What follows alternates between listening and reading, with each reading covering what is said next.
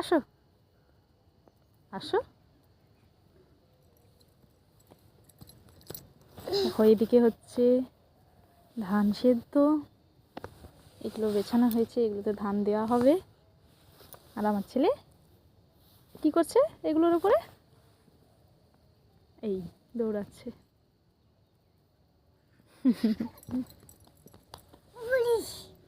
পড়ে গেছো? হ্যাঁ বলতে হয়। আচ্ছা, টুপিটা পরো, যে টুপি খুলে রেখেছে।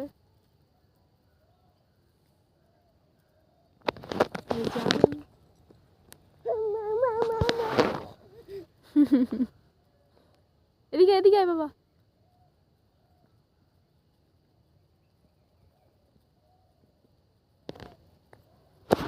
যাই হোক,